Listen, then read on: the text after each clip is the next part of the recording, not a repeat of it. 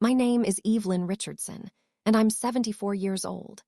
I spent 39 years as a librarian at the city's main library, organizing books, helping people find information, and maintaining order in a place that could easily become chaotic.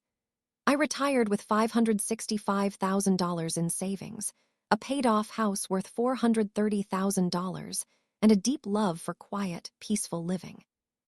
I raised my daughter Cassandra alone after my husband died when she was 9 years old.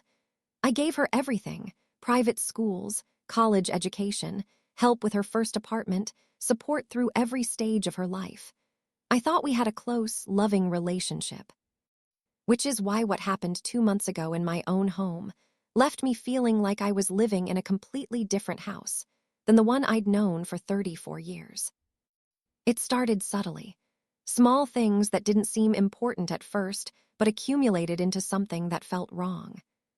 Cassandra and her husband Trevor had asked to move in temporarily. They said their apartment building was being renovated, and they needed a place to stay for maybe 6 weeks, 8 at most, while the work was done. They arrived on a Saturday afternoon with boxes, suitcases, and warm smiles. "Mom, thank you so much for letting us stay. This renovation came up so suddenly, and we just didn't have time to find another place. You're saving us." "Of course, honey. You're my daughter. My house is your house." But within days of them moving in, something changed. The house felt different, not in big, obvious ways. In small, almost invisible ways that I couldn't quite name but could definitely feel. The temperature felt different. Cassandra and Trevor kept adjusting the thermostat, saying they were cold when I was comfortable. The sounds felt different. Their conversations would stop abruptly when I entered a room, replaced by silence or overly cheerful small talk. The atmosphere felt different, like I was a guest in my own home instead of the owner. 3 weeks after they moved in, I came downstairs one morning to find my living room furniture had been rearranged. My favorite reading chair, the one I'd sat in every evening for 20 years, had been moved to a corner by the window. The couch was in a different position. The coffee table was gone entirely, replaced by a modern side table I'd never seen before. "Cassandra, what happened to my living room?" She looked up from her coffee with a bright smile. "Oh, we rearranged a bit. The furniture flow was really awkward, Mom. This is so much better for the space. Don't you think it looks more open?" I liked it the way it was. "And where's my coffee table?" "We moved it to the garage. It was really outdated, Mom. That style went out in the 90s. When we move out, we'll put everything back. But for now, doesn't this feel so much better?" It didn't feel better. It felt wrong. But I didn't argue.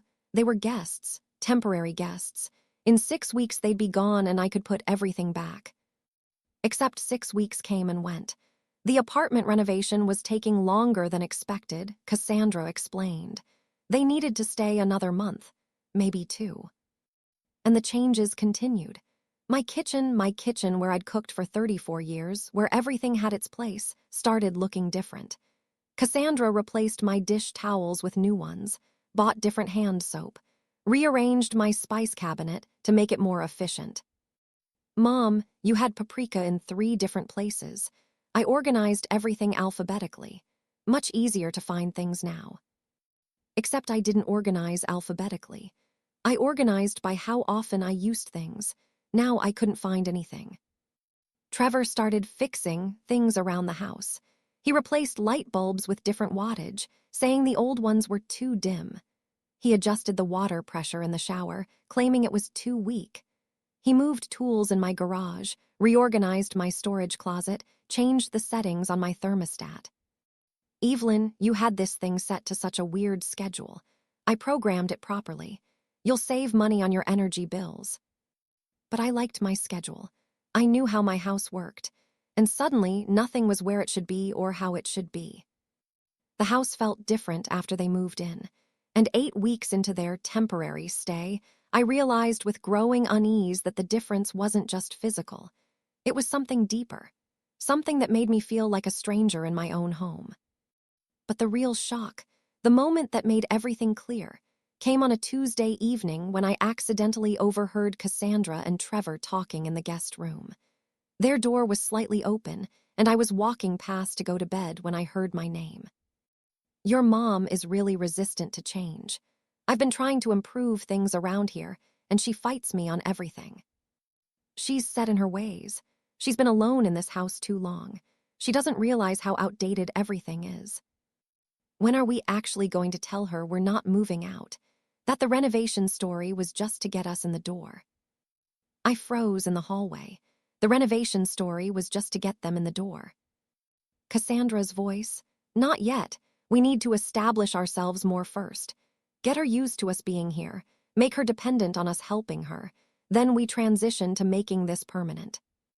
And you think she'll go for it, just letting us live here indefinitely? She won't have a choice.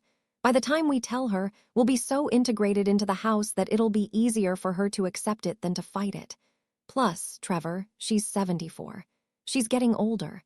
We can position this as us taking care of her. Even though she doesn't need taking care of.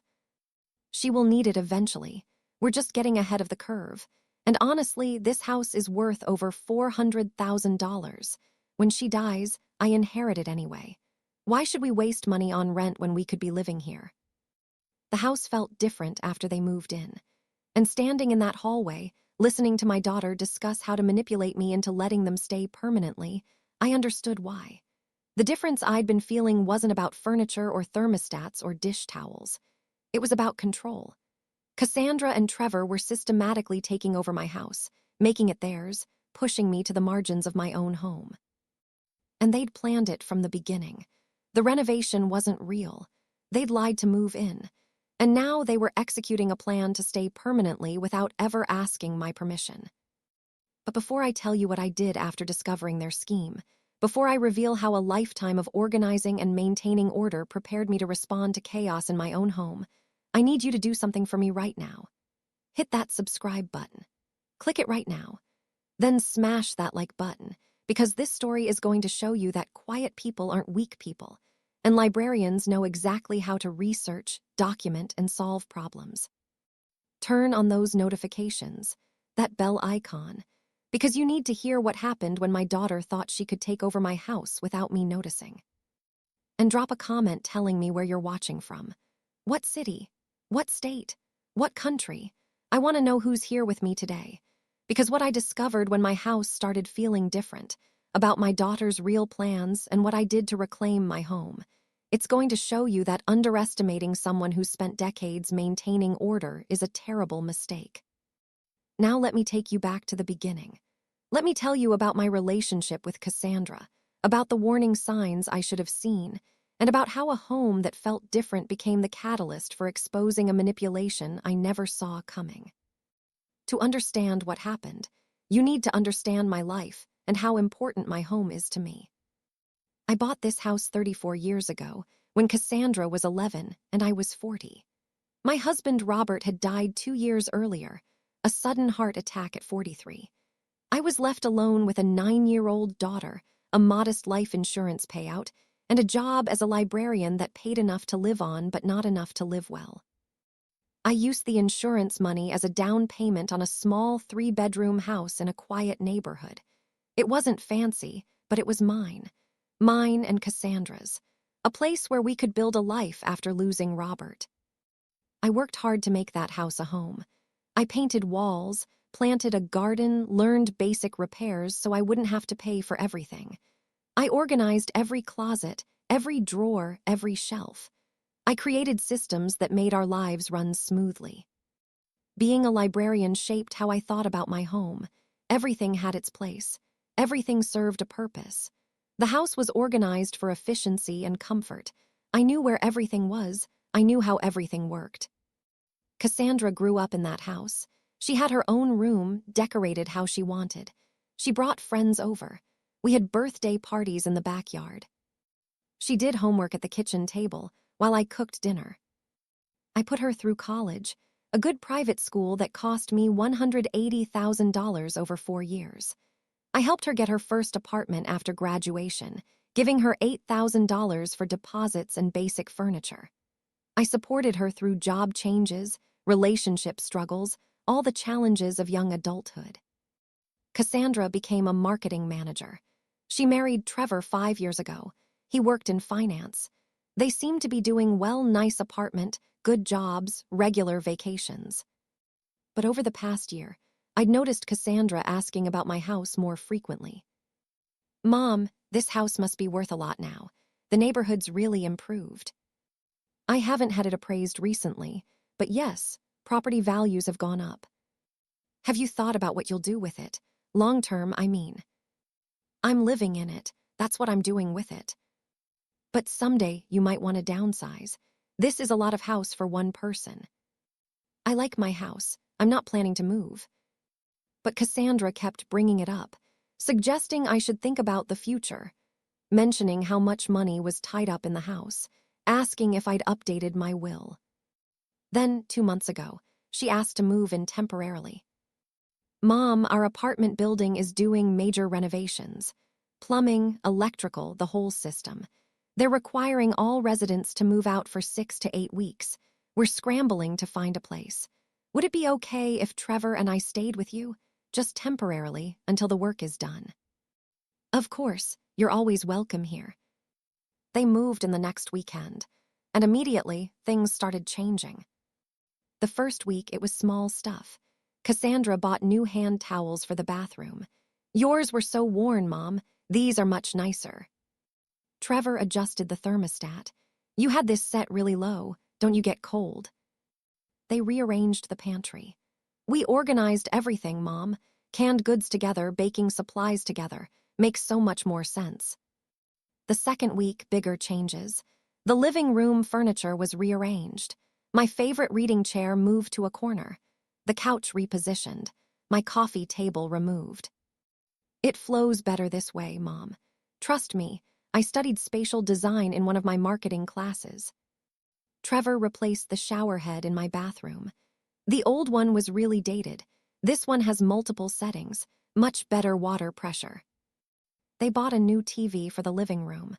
Yours was ancient, Evelyn. This smart TV is so much better. We'll show you how to use it. Week 3, they started making decisions about my house without asking.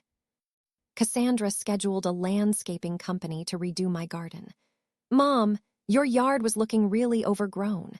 These guys will trim everything back, plant some new flowers, make it look fresh. But I liked my garden the way it was.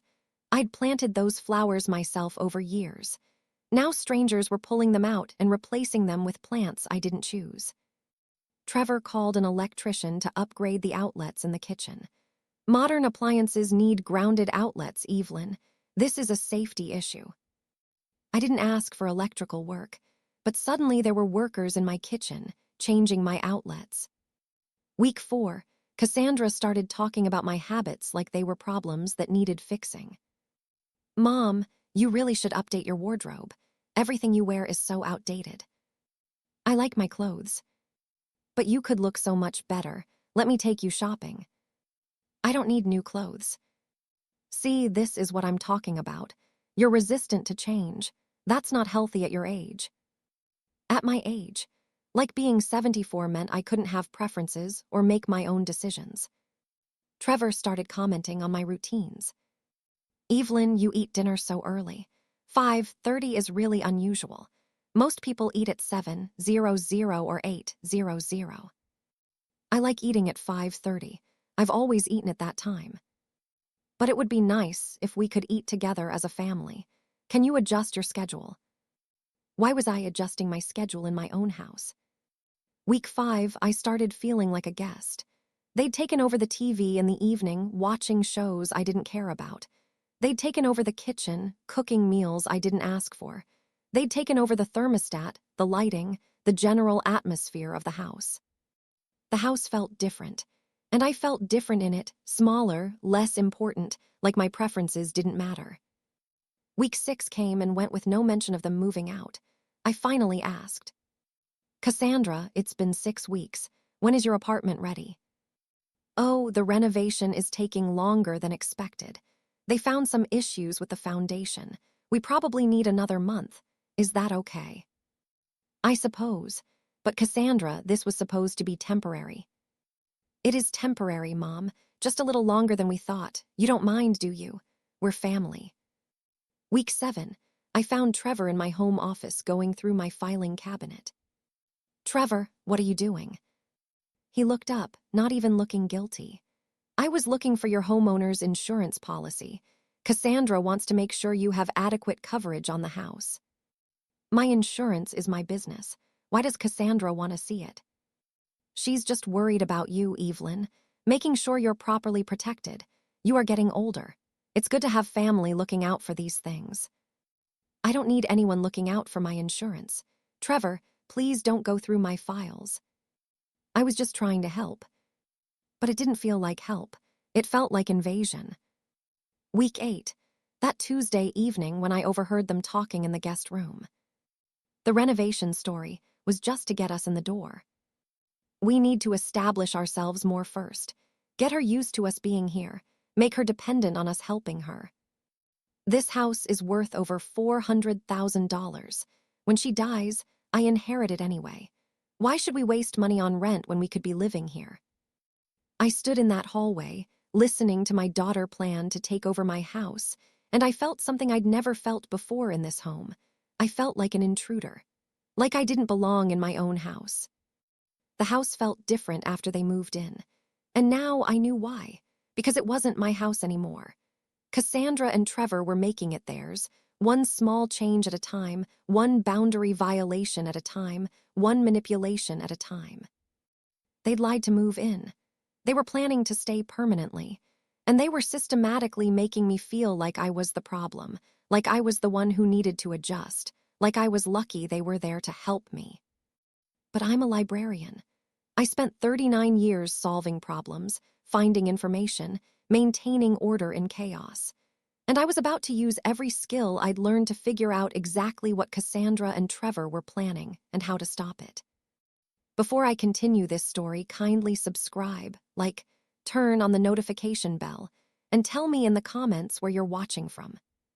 The morning after I overheard Cassandra and Trevor's conversation, I woke up early and lay in bed thinking about what I'd heard. The renovation was fake. They'd planned to move in permanently from the beginning. They were systematically taking over my house to make it theirs. I could have confronted them immediately, demanded they leave.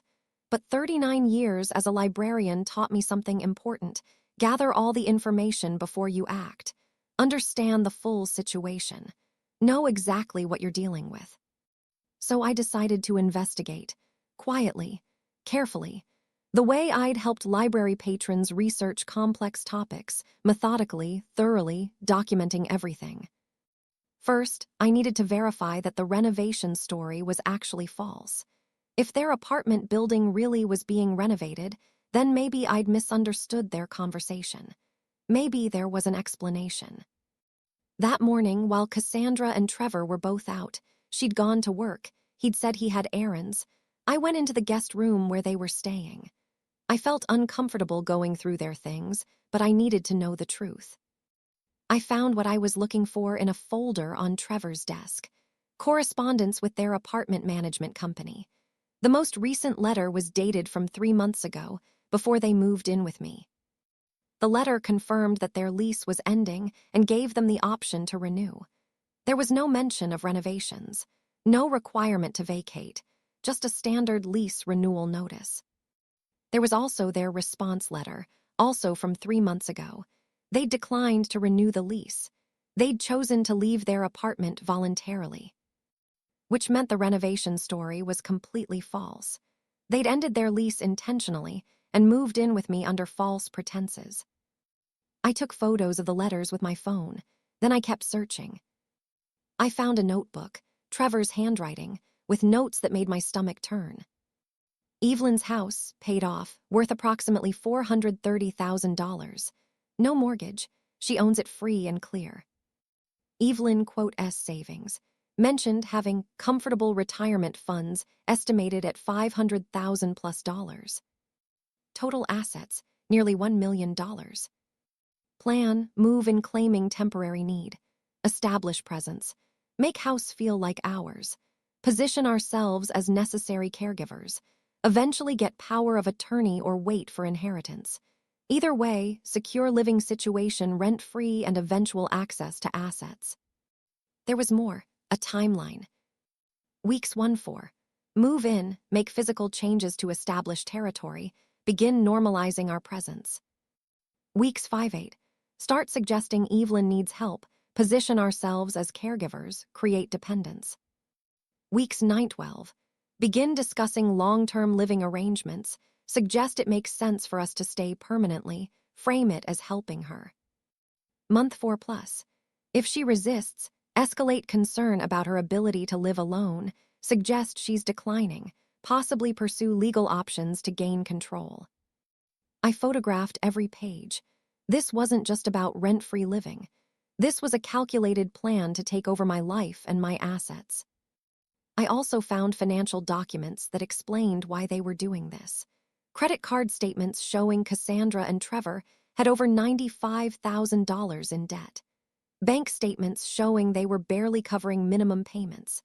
A notice from a collection agency demanding payment on a $23,000 personal loan.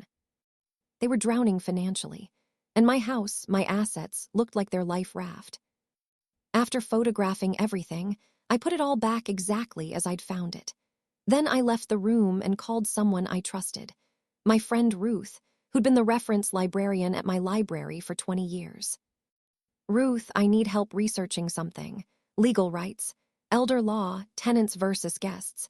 Can you help me find information? Of course. What's going on, Evelyn?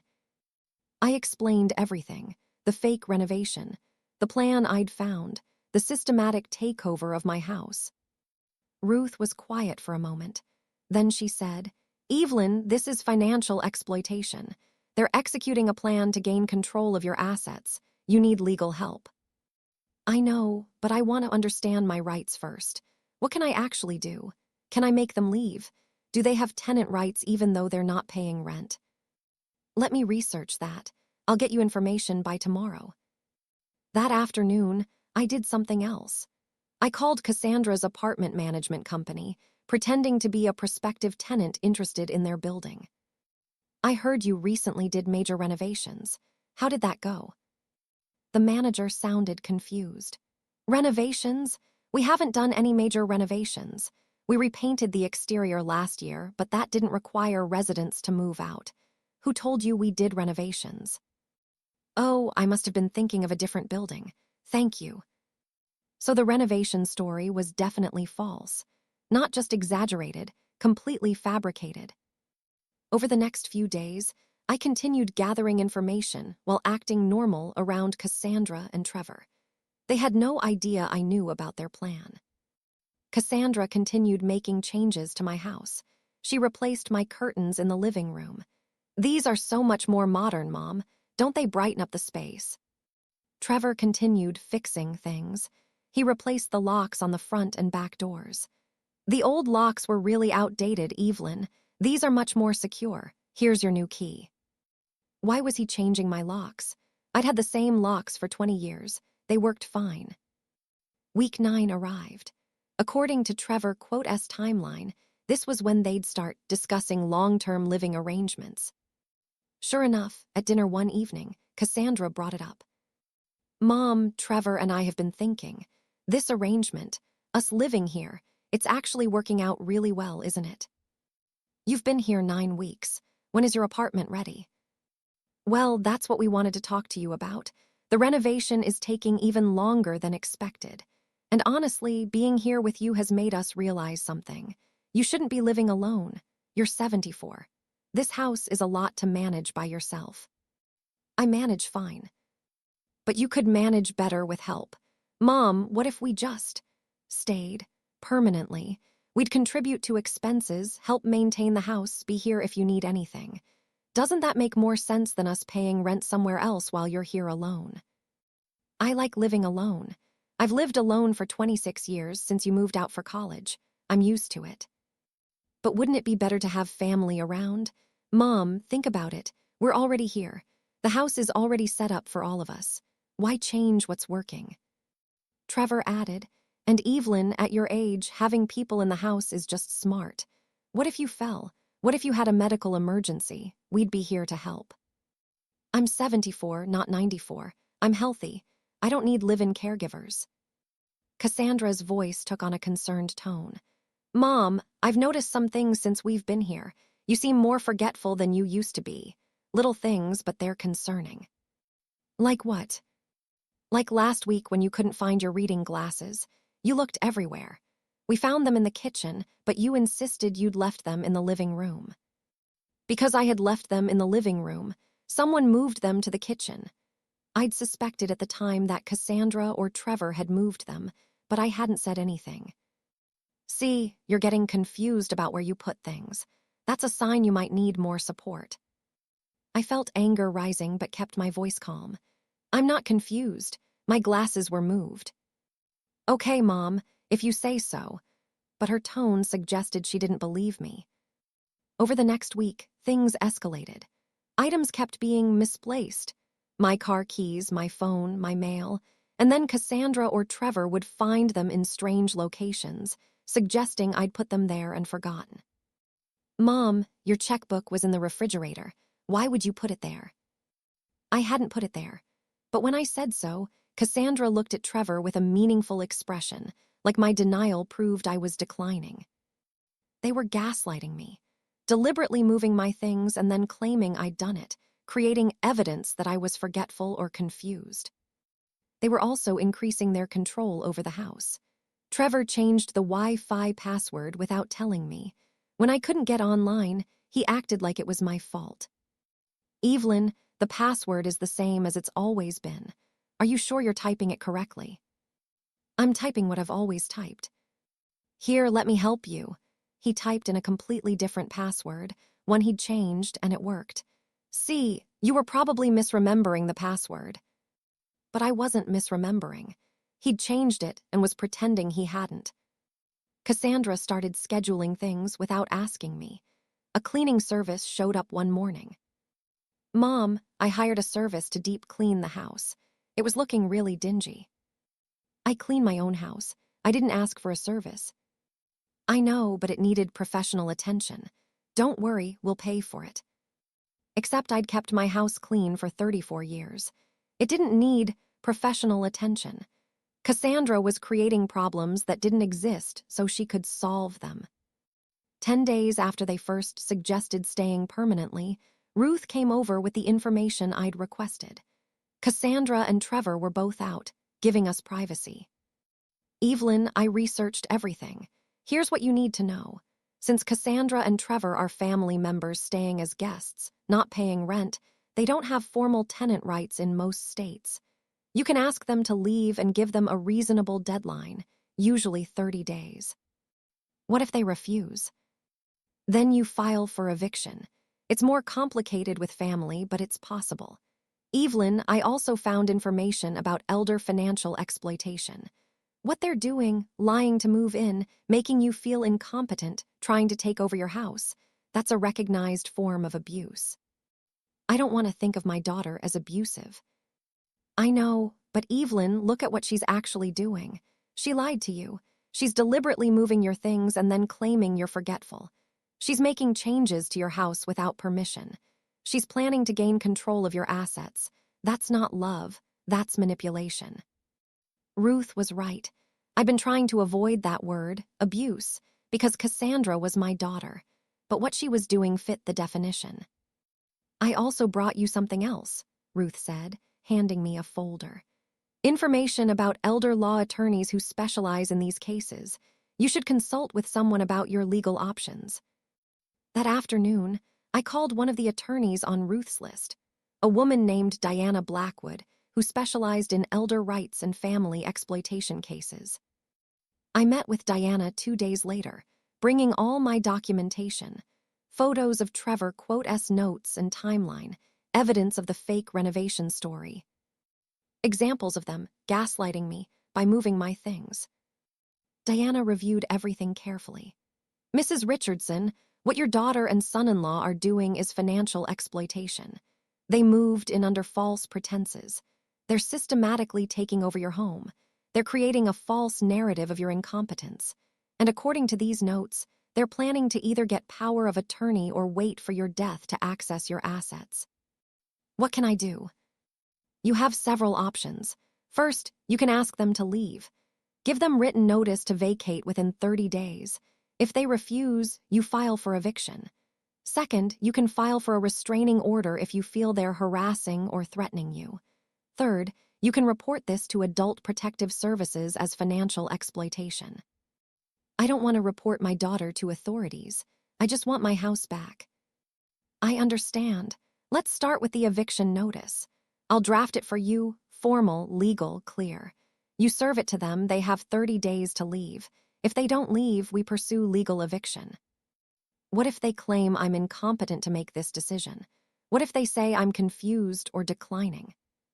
Then we have you evaluated by a physician and a neuropsychologist. We get documentation that you're fully competent. Mrs. Richardson, you seem sharp and articulate to me. I don't think you'll have any trouble proving competence. Over the next week, I prepared for what was coming. I scheduled a comprehensive physical with my doctor and a cognitive evaluation with a neuropsychologist. Both confirmed I was in excellent health with no signs of cognitive decline. I also did something else. I had a locksmith come while Cassandra and Trevor were both out. I had all the locks changed back to my original locks, undoing Trevor's security upgrade. I didn't tell him. I just did it. When Trevor tried to use his key that evening and it didn't work, he looked confused. Evelyn, my key doesn't work. Did you change the locks? I changed them back. You changed my locks without asking. I changed them back to what I wanted. But the new locks were more secure. I liked my old locks. This is my house. I make decisions about the locks. Cassandra looked concerned. Mom, why are you being so difficult about this? Trevor was trying to help. I didn't ask for help with my locks. Cassandra, I need to talk to you and Trevor about something. Can we sit down? We sat in the living room. I took a deep breath and said what I'd been preparing to say. Your apartment wasn't being renovated. You ended your lease voluntarily 3 months before you moved in here. You lied to me about why you needed to stay here. Cassandra's face went pale. Mom, I don't know where you got that idea. I saw the letters from your apartment management, the lease ending notice, your decision not to renew. There was no renovation. You made that up. Trevor and Cassandra exchanged glances. Then Cassandra tried a different approach. Okay, you're right. We didn't tell you the full truth. But Mom, we did it because we were worried about you. We wanted to be here to help you. I also found Trevor's notes, the timeline for taking over my house, the plan to make me feel incompetent, the estimates of my assets. I know this wasn't about helping me. This was about you needing a place to live rent-free and seeing my house as a solution. Trevor looked angry. You went through my private papers. That's an invasion of privacy. You moved into my house under false pretenses and started executing a plan to take it over. Don't talk to me about privacy. I want you both to leave. You have 30 days to find another place to live. Cassandra's shock turned to pleading. Mom, please, we can't afford another place. We're in debt. We're struggling. That's why we needed to stay here. Mom, I'm your daughter. You can't just kick us out. You're my daughter who lied to me. Who's been manipulating me? Who's been gaslighting me by moving my things and claiming I'm forgetful? Cassandra, you had a plan to either get power of attorney or wait for me to die to access my money. That's not a daughter who loves me. That's someone who sees me as an asset. That's not fair. Mom, we do love you. Then you should have been honest with me. You should have asked for help instead of lying and manipulating. Cassandra, I might have been willing to help you financially if you'd come to me honestly. But you didn't. You created an elaborate scheme to take over my life. That's not love. Trevor stood up. Evelyn, you're making a huge mistake. We've been nothing but helpful since we moved in. We've improved your house, organized your things, taken care of repairs. And this is how you thank us. I didn't ask for any of those improvements. You did them without permission to establish control. Trevor, I found your timeline. Weeks 1-4, establish territory. Weeks 5-8, create dependence. I know exactly what you've been doing. Cassandra started crying. Mom, if you kick us out, we'll have nowhere to go. We can't afford first and last month's rent on a new place. We'll be homeless. Is that what you want? Your own daughter homeless. I want my house back. I want to live in my own home without feeling like a guest. Cassandra, you created your financial problems through your own choices. Those are your problems to solve, not mine. So you'd rather watch us suffer than help us. I'd rather you face the consequences of lying to me and trying to steal my independence. You have 30 days. Diana Blackwood, my attorney, will deliver formal eviction notice tomorrow. The house felt different after they moved in. And now, 12 weeks after they'd arrived with their fake renovation story, I was taking back control and making it feel like mine again. Before I continue this story, kindly subscribe, like, turn on the notification bell, and tell me in the comments where you're watching from. The morning after I told Cassandra and Trevor they had 30 days to leave, I woke up to find them already awake and waiting for me in the kitchen. They both looked exhausted, like they'd been up all night. "Mom, we need to talk," Cassandra said. Her eyes were red from crying. "Please just hear us out." I poured myself coffee and sat down at my own kitchen table, feeling like I needed to brace myself for whatever was coming. Trevor spoke first. "Evelyn, we understand you're upset. We weren't completely honest about the apartment situation. We should have told you the truth. But everything else, the improvements to the house, the help we've given you, that was all genuine." "Genuine help I didn't ask for." "But you needed it," Cassandra insisted. "Mom, this house was falling apart. The locks were ancient. The furniture was outdated. The systems needed upgrading. We've made this place so much better." "I liked it the way it was. Cassandra, you changed my home to suit your preferences, not to help me. We were trying to increase the value when you eventually sell." "I'm not selling. This is my home. I plan to live here until I die." Cassandra and Trevor exchanged a look. Then Cassandra tried a different approach. "Mom, we need to talk about something serious. We're worried about you. Not just as an excuse, genuinely worried. You've been forgetting things, getting confused. We think you might need to see a doctor." "I saw a doctor last week. Full physical, cognitive evaluation. I'm in perfect health with no signs of decline." Cassandra looked shocked. "You got evaluated? When? Why didn't you tell us?" "Because I knew what you were doing. Moving my things and claiming I'd forgotten where I put them. Creating evidence of confusion that didn't exist. I got evaluated to prove what I already knew. I'm completely competent." "Mom, that's paranoid thinking. No one was moving your things." "Yes, you were. My reading glasses that ended up in the kitchen. I watched you move them. My checkbook in the refrigerator. I saw Trevor put it there. You were gaslighting me, Cassandra, creating false evidence of decline." Trevor stood up abruptly. "This is ridiculous. We're being accused of some kind of conspiracy when all we've done is try to help. Evelyn, fine. You want us out. We'll go.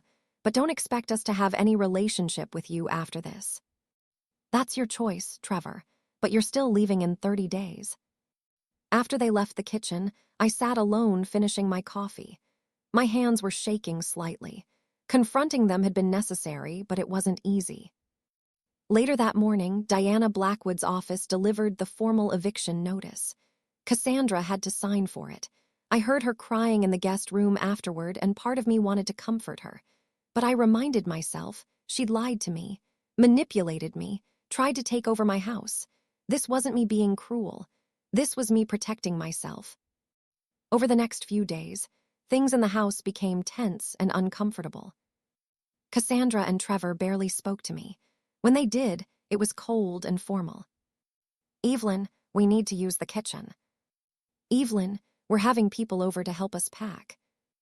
Not Mom. Evelyn, like I'd become a stranger. On day 4 after the eviction notice, Cassandra tried yet another approach. She brought her friend Melissa over, someone I'd known for years, someone who'd been to our house many times. "Mrs. Richardson, Cassandra told me what's happening.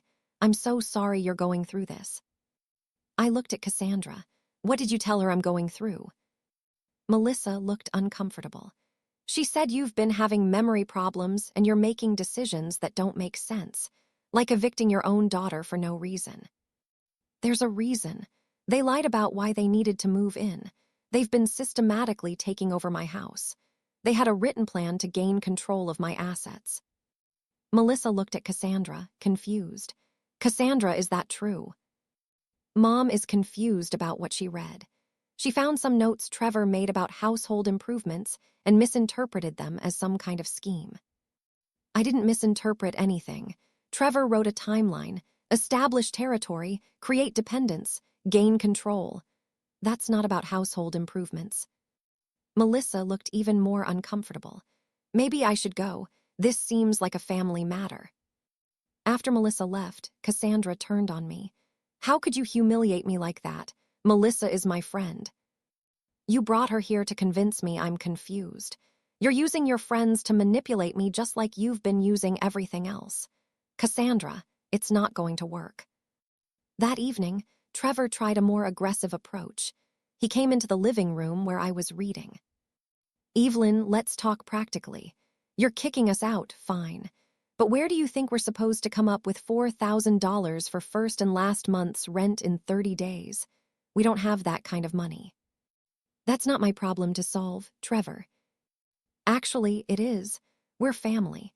And Cassandra told me you have over $500,000 in savings. You could easily give us $5,000 to help us get started somewhere new. No. No, just like that. Evelyn, we've spent 3 months improving your house. We've invested our time and effort. The least you could do is help us transition out. You didn't invest anything. You were executing a plan to take over my house rent-free. That's not an investment deserving compensation. Fine, then we're not leaving. You have to leave. I've given you legal notice. Make us. Evelyn, you're 74 years old. You really think you can physically remove us? We're staying until we're ready to go. I felt a chill. Trevor was essentially threatening me, saying they wouldn't comply with the eviction notice and daring me to do something about it. I called Deanna Blackwood immediately. They're refusing to leave voluntarily. What do I do? We wait out the 30 days. If they're still there after that, we file for formal eviction through the courts. It'll take longer, but it'll force them out legally. How much longer? Could be another 30 to 60 days, depending on the court schedule. So I might have to live with them for up to 3 more months, in my own house, feeling like a hostage. The next 2 weeks were the worst of my life. Cassandra and Trevor stopped pretending to be cooperative. They took over the house completely. They moved my reading chair out of the living room entirely, putting it in the garage. We need the space for our furniture, Evelyn. They started cooking meals that I was allergic to, filling the house with smells I couldn't tolerate. When I asked them to stop, Trevor said, "We have to eat. If you don't like what we cook, make your own food." They had loud conversations late at night, keeping me awake. When I asked them to be quieter, Cassandra said, "We're allowed to talk in our own home." It's not your home, it's mine. For now. That phrase, for now, felt like a threat, like they were planning something. On day 18 of the 30-day notice, I came home from the grocery store to find a car I didn't recognize in my driveway. Inside the house, Cassandra was showing a man around, pointing at the kitchen, the bedrooms, the backyard. "Cassandra, who is this?" The man extended his hand. "Hello, Mrs. Richardson. I'm James Norton, a real estate appraiser. Your daughter asked me to give an estimate of your home's value." "I didn't ask for an appraisal. Why are you here?" Cassandra jumped in. "Mom, I thought it would be helpful to know what the house is worth, for planning purposes." "What planning purposes? I'm not selling." "Well, you might need to eventually. I was just gathering information." I looked at the appraiser. "I didn't authorize this. Please leave my house." After he left, I confronted Cassandra. "Why are you getting my house appraised?" "I told you, for planning." "No, tell me the real reason." Cassandra's face hardened. "Fine, you want the truth? Trevor and I have been talking to an attorney. We're exploring our options for staying here, and one option is filing for conservatorship, claiming you're not competent to manage your affairs. The house appraisal is part of the financial documentation we'd need." My blood ran cold. "You're threatening to have me declared incompetent." "It's not a threat. It's a realistic concern. Mom, you're showing clear signs of decline. The paranoia about us scheming against you. The confusion about who moved your things. The irrational decision to evict us. A judge might agree you need someone to make decisions for you. I have medical documentation proving I'm competent. From a doctor you chose. We could get our own evaluation. Mom, if we pursue this and win, Trevor and I could be appointed as your conservators. We'd control your finances, your property, your healthcare decisions. Everything. Is that really what you want? Or would it be easier to just let us stay and avoid all that? This was extortion. Cassandra was threatening to try to have me declared incompetent if I didn't let them stay. I called Diana Blackwood immediately, my hands shaking as I dialed. They're threatening conservatorship. They're saying they'll file to have me declared incompetent if I don't let them stay. Diana's voice was firm. That's elder abuse. We're documenting this threat. Evelyn, I need you to write down exactly what Cassandra said, word for word if you can remember. This actually strengthens your case. How does it strengthen my case? Because it shows their real motivation. They're not concerned family members. They're manipulators using the conservatorship system as a threat. Judges don't look kindly on that. But Evelyn, we need to be prepared. They might actually file for conservatorship. If they do, we fight it with your medical evaluations and evidence of their exploitation. That evening, I did something I'd been avoiding. I reached out to other family members, my sister Pauline, my cousin Vincent, old friends who'd known Cassandra since she was a child. I told them everything. Cassandra moved in claiming her apartment was being renovated. That was a lie. She and Trevor planned from the beginning to take over my house. They've been manipulating me, making me feel incompetent, and now they're threatening to file for conservatorship if I don't let them stay permanently. I showed them the evidence. Trevor's notes and timeline, the fake renovation story, the medical evaluations proving I was competent. Pauline was horrified. Evelyn, I can't believe Cassandra would do this. She seemed like such a caring daughter. She was pretending. Everything she's done has been calculated to gain control of my house and my money. My cousin Vincent said, "What do you need from us?" I need you to know the truth, because Cassandra is going to tell people I'm confused or paranoid or declining. She's going to paint herself as the concerned daughter and me as the unreasonable mother. I need people who know that's not true. Over the next week, several family members reached out to Cassandra, asking her side of the story. She told them I was experiencing cognitive decline and making irrational decisions. But when Pauline asked, "Have you seen medical documentation of this decline?" Cassandra couldn't produce any. When Vincent asked, "Why did you tell your mother the apartment renovation story if it wasn't true?" Cassandra got defensive and ended the conversation. The family was starting to see through her narrative, and that made Cassandra desperate. On day 25 of the 30-day notice, 5 days before they were supposed to be out, I came home to find Cassandra had invited someone else to the house. An older woman was sitting in my living room with Cassandra. "Mom, this is Dr. Patricia Simmons. She's a geriatric psychiatrist. I asked her to come talk to you." Dr. Simmons stood, extending her hand. "Mrs. Richardson, your daughter is concerned about you. She's mentioned some memory issues and confusion. I'd like to do a brief evaluation just to see how you're doing." I didn't shake her hand. I've already been evaluated by my own doctor and a neuropsychologist. Both confirmed I'm completely competent. I don't need another evaluation. "Mrs. Richardson, sometimes getting a second opinion can be helpful. Your daughter says you've been experiencing paranoid thoughts, believing people are moving your things, thinking there are conspiracies against you." I don't have paranoid thoughts. I have evidence of what's actually happening. Cassandra, did you show Dr. Simmons the evidence I found? Trevor's written plan, the fake renovation story. Cassandra looked at Dr. Simmons. "See, this is what I'm talking about. She's found some notes and misinterpreted them as evidence of a conspiracy. This kind of paranoid thinking is concerning." I looked at Dr. Simmons directly. "Did Cassandra pay you to come here and evaluate me?" Dr. Simmons looked uncomfortable. "Your daughter contacted my office. We discussed her concerns. How much is she paying you? Mrs. Richardson, I'm here to help.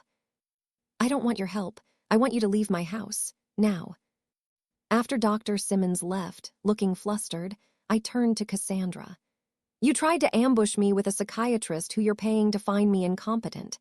That's fraud. It's not fraud. I'm genuinely concerned about you. No, you're not. You're building a case for conservatorship because that's your last option for staying in my house. But it's not going to work. I have medical documentation from independent professionals that I chose. Your paid evaluation won't override that. Cassandra's face crumpled. Mom, why are you doing this? Why are you destroying our relationship over a house? I'm not destroying our relationship. You destroyed it when you lied to me, manipulated me, and threatened to have me declared incompetent. Cassandra, I raised you better than this. I gave you everything. And this is how you repay me, by trying to steal my independence. I'm not trying to steal anything. I'm trying to help you. Then help by leaving, like I asked you to, like you agreed to do when you signed the eviction notice. 5 more days, Cassandra. And if you're not out, I'm filing for formal eviction and a restraining order. The house felt different after they moved in. And now, 25 days into the eviction notice, with only 5 days left, I was waiting to see if they'd actually leave or if I'd have to force them out through the courts. Either way, I was getting my house back. The house that had felt like mine for 34 years until they'd taken it over. I was reclaiming it. Before I continue this story, kindly subscribe, like, turn on the notification bell, and tell me in the comments where you're watching from. Day 30 arrived, the deadline for Cassandra and Trevor to move out. I woke up early, hopping to find them packing, preparing to leave. Instead, I found them sitting calmly at the kitchen table, drinking coffee, acting like it was just another normal morning. Today's the deadline, I said. Are you packed? Cassandra looked up with a sad smile. Mom, we need to talk. Trevor and I have decided we can't leave. You don't have a choice. The eviction notice. We're not leaving you alone in this house when you're clearly experiencing cognitive decline. It wouldn't be responsible. Mom, we're staying, for your own good. Trevor added, We've consulted with an attorney. We're filing for emergency conservatorship today. We have Dr. Simmons's preliminary assessment suggesting you need evaluation. We have documentation of your paranoid behavior. And we have the fact that you're trying to evict your own daughter for no legitimate reason. A judge will see we're trying to protect you. I felt my heart racing, but I kept my voice steady. I have medical evaluations from 2 independent professionals proving I'm competent. I have evidence that you lied to move in here. I have Trevor's written plan showing this was never about helping me. It was about taking over my house. You're not going to win a conservatorship petition. We'll see, Cassandra said. In the meantime, we're not leaving. If you want us out, you'll have to physically remove us. And Mom, how would that look? An elderly woman trying to forcibly evict her daughter who's just trying to help her. People will think you've lost it. They were calling my bluff, betting that I wouldn't actually follow through with formal eviction, that I'd give in rather than fight. But they'd underestimated me. I'd spent 39 years as a librarian dealing with difficult situations, solving complex problems, maintaining order against chaos. I knew how to follow through. I called Deanna Blackwood from my bedroom. They're refusing to leave. They're threatening to file for emergency conservatorship. What do I do? We file for formal eviction today, and we file our own emergency petition, asking the court to prevent them from filing for conservatorship based on evidence of their exploitation.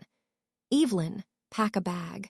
You're going to stay with your sister Pauline for a few days while we sort this out. Leave my own house. Temporarily, for your safety. If they're threatening conservatorship and refusing to leave, the situation could escalate. Let's remove you from the immediate conflict while we handle this legally.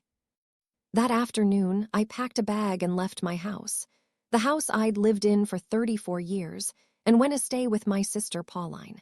It felt like defeat, like they'd won by forcing me out of my own home. But Diana assured me it was strategic. We're not giving up your house. We're protecting you while we use the legal system to remove them. Trust the process.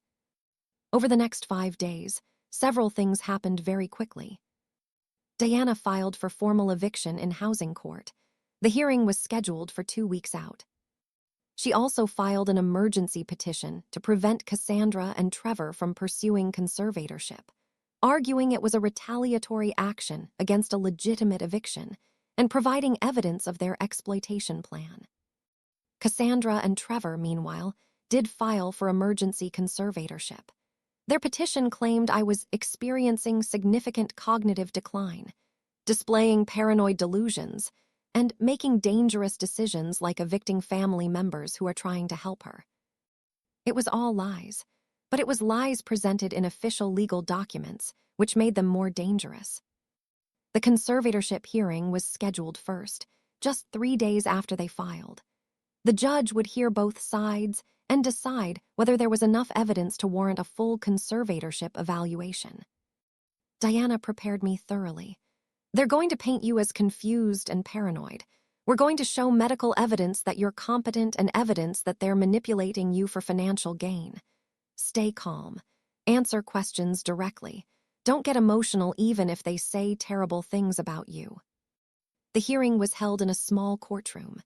Present were Judge Martin Rivera, Cassandra and Trevor with their attorney Robert Chen, and me with Diana. Judge Rivera explained the process.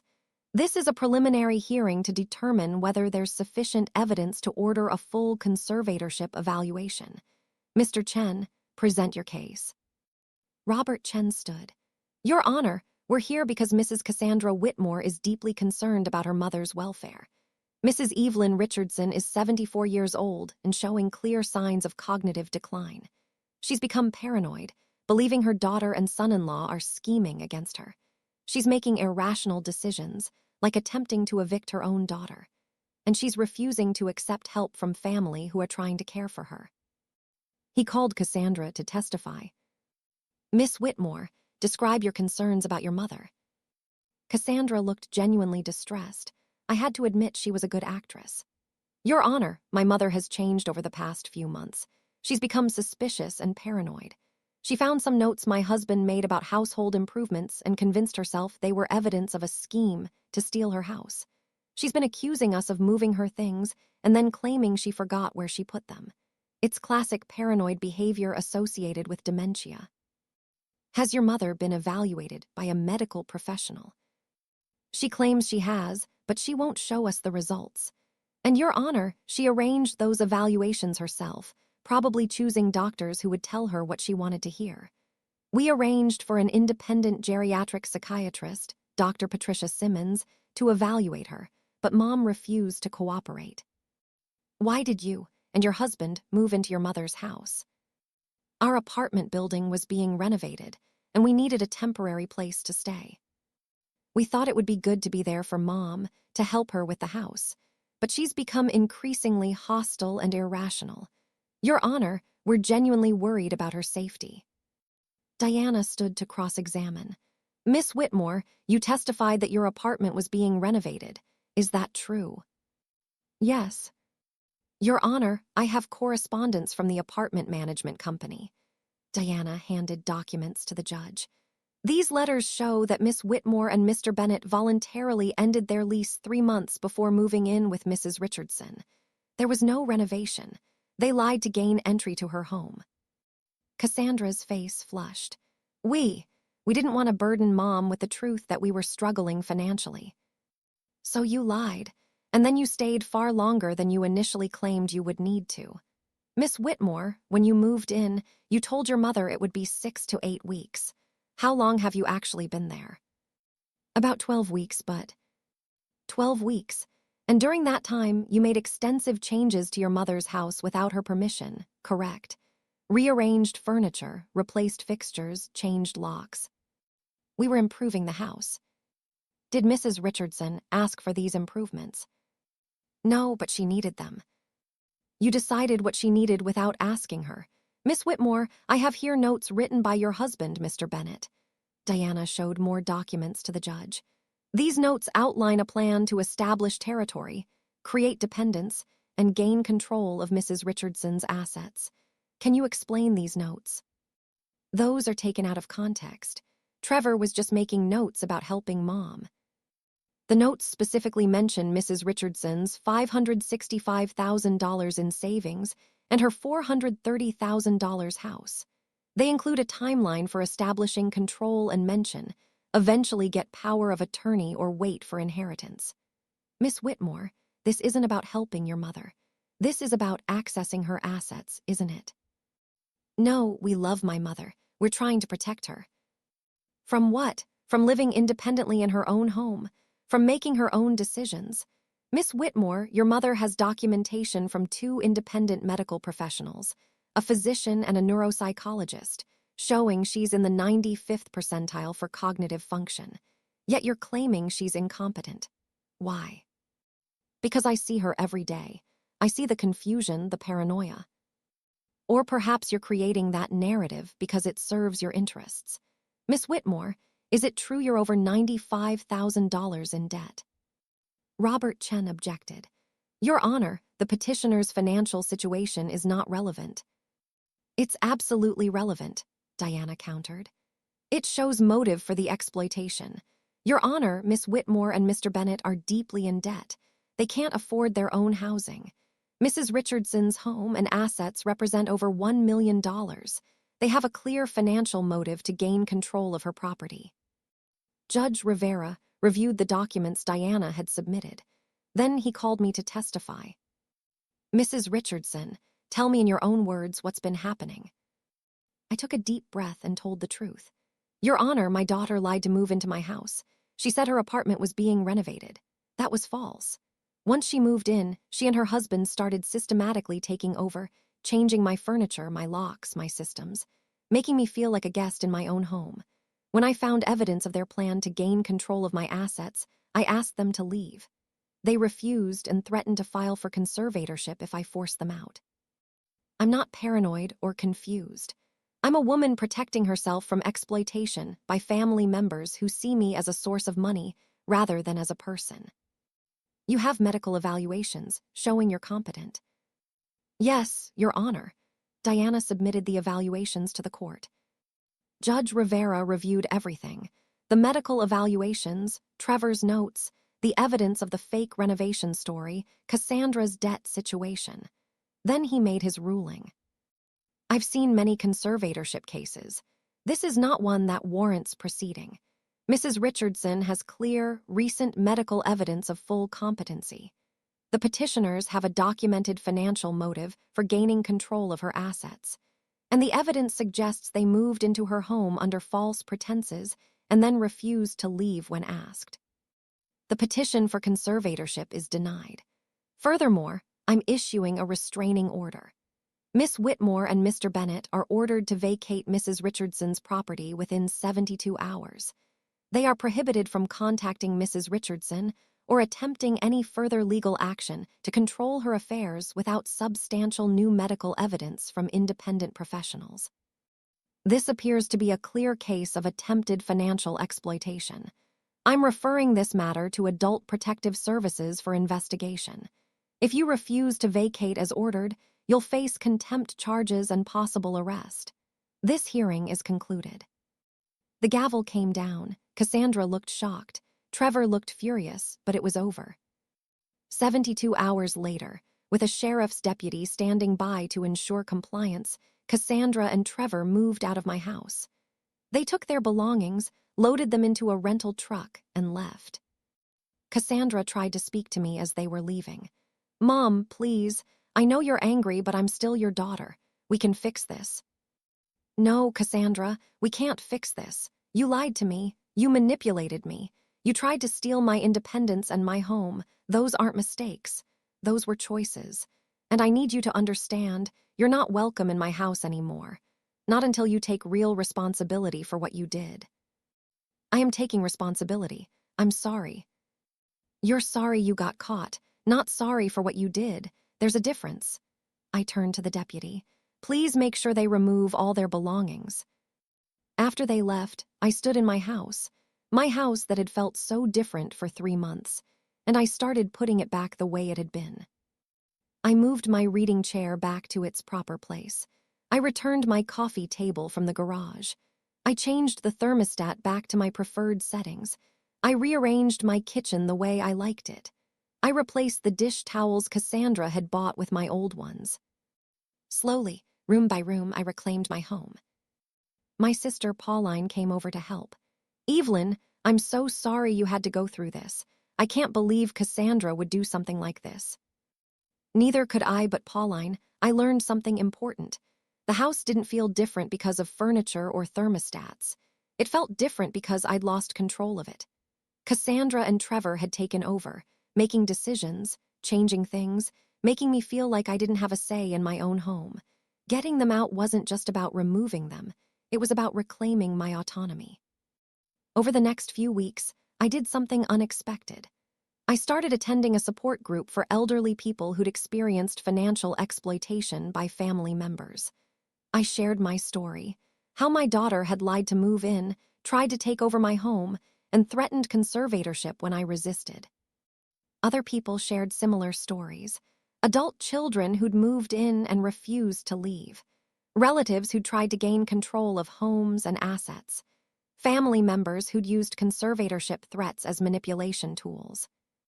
"The hardest part," one woman said, "is that they make you feel like you're the problem, like you're being unreasonable for wanting your own space or making your own decisions." "Exactly," I agreed.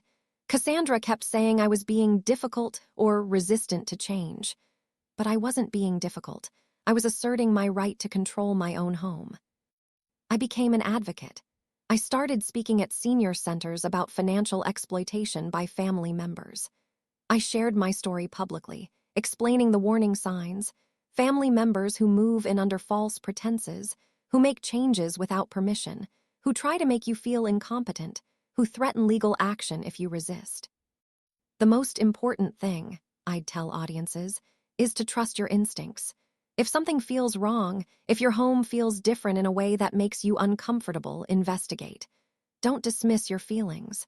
Don't let people convince you that you're being paranoid or unreasonable. Your home is your space. You have the right to control it." 4 months after Cassandra and Trevor moved out, I received a letter. It was from Cassandra, handwritten, several pages long. "Mom, I've been in therapy for the past 3 months, working on understanding why I did what I did. What I'm learning is painful but necessary.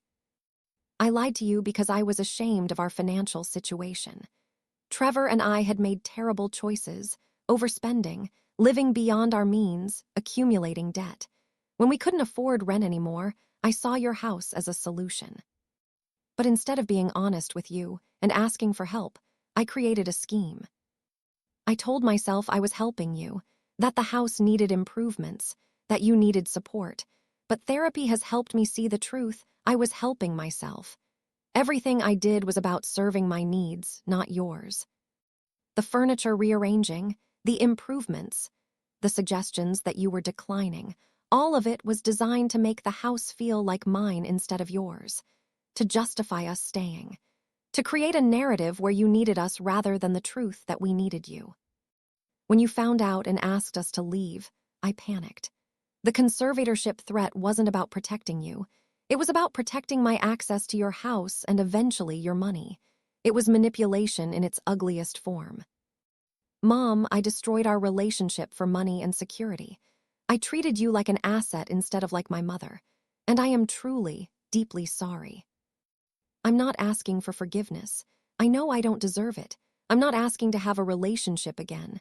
I know I destroyed that. I'm just asking you to know that I finally understand what I did. And I'm working every day to become someone who would never do something like that again. I hope you're well. I hope your house feels like yours again. And I hope someday, maybe years from now, you might be willing to talk to me. Not to reconcile necessarily, just to talk. With regret and respect, Cassandra. I read the letter 3 times. It was the first time Cassandra had taken real responsibility without excuses or justifications. The first time she'd acknowledged what she'd actually done and why it was wrong. I didn't respond immediately. I needed time to process, to decide if this accountability was genuine or just another manipulation. But 3 weeks later, I wrote back, a brief letter. Cassandra, I received your letter. I appreciate that you're taking responsibility and working on yourself. I'm not ready to have a relationship with you. The trust is broken in a way that may never be repaired. What you did wasn't just a mistake, it was a systematic plan to exploit me. That's not something that heals quickly. But I'm glad you're in therapy. I hope you continue working on understanding why you made those choices and how to make better ones. My house feels like mine again. I've put everything back the way I like it. I've reclaimed my space. And I'm using my experience to help other elderly people recognize and resist financial exploitation by family members. Your attempt to take over my home failed, but it gave me a purpose, to help others protect themselves from what you tried to do to me. I hope you've learned from this. I hope you become someone who treats people, especially family, with honesty and respect instead of seeing them as resources to exploit. Take care of yourself, Cassandra. Evelyn. Now, at 74, I still live in my house. The house that felt so different for 3 terrible months. The house I fought to reclaim. Everything is back in its place. My reading chair, my coffee table, my thermostat set to my preferences, my kitchen organized my way. The house feels like mine again. Finally. I volunteer with elder advocacy groups. I speak at community centers. I help people recognize the warning signs of family financial exploitation. And I tell my story. My daughter moved in claiming her apartment was being renovated. The house felt different after they moved in. Not just physically different, fundamentally different, because they were taking control, making it theirs, pushing me to the margins of my own home. I fought back by documenting everything, getting legal help, and refusing to accept their narrative that I was declining or paranoid. I reclaimed my house, and you can reclaim yours too.